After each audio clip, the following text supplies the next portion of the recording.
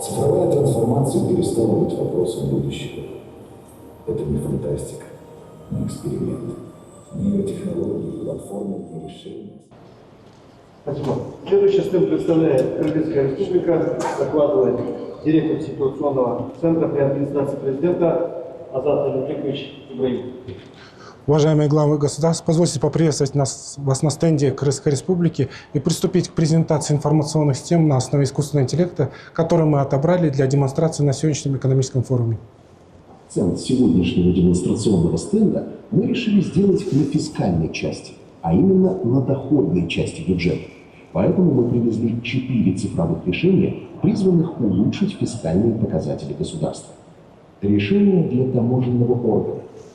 Данная информационная система представляет собой цифрового помощника, который работает как с предпринимателем, осуществляющим внешнеэкономическую деятельность, так и с сотрудником таможенного органа, ответственного за подготовку разрешительной документации.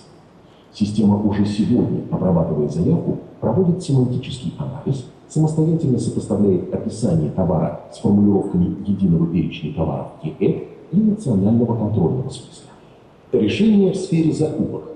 Вопрос внедрения искусственного интеллекта в сферу закупок обусловлен необходимостью перехода от устаревшего и малоэффективного ручного процесса закупки к интеллектуальной системе, позволяющей автоматизировать рутинные процессы, экономить время, исключить человеческий фактор.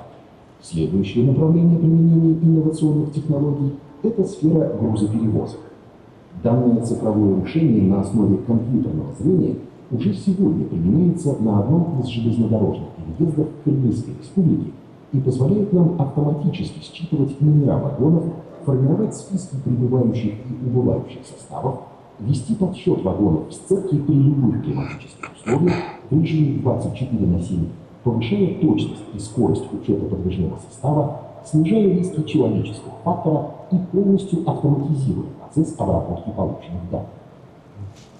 Уважаемые главы государств, технологии, основанные на искусственном интеллекте, перестали быть элементом фантастики или дальней перспективы. Сегодня это уже реальные цифровые инструменты, которые выступают в качестве мощного драйвера развития различных сфер государства.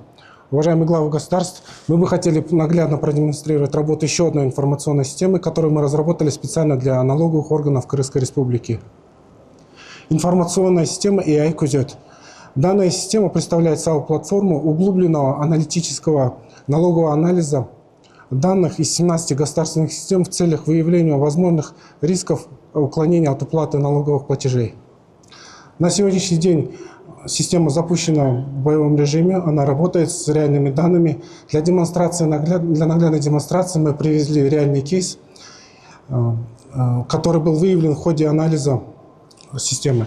Уважаемые главы государств, как вы видите, система, имитируя живое взаимодействие, доводит все выявленные недочеты в работе компании, выявленной системой. Основная задача – устранить выявленные недочеты, а также способствовать скорейшей выплате той разницы, которая компании была определена.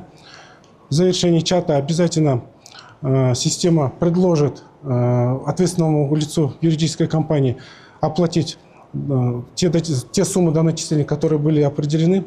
По результатам завершения система сформирует протокол и направит на дальнейшее сопровождение инспектору налоговой службы для дальнейшего осуществления контроля.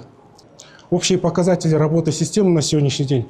Как вы видите, сегодня система в активном режиме самостоятельно выявила до начисления в размере 8 миллиардов. В ближайшей перспективе мы ожидаем до начисления в размере 30 миллиардов сомов. Спасибо большое за внимание. Спасибо. Следующий стенд представляет Российская Федерация. Мы подготовили короткую видеопрезентацию о результатах внедрения искусственного интеллекта в Российской Федерации.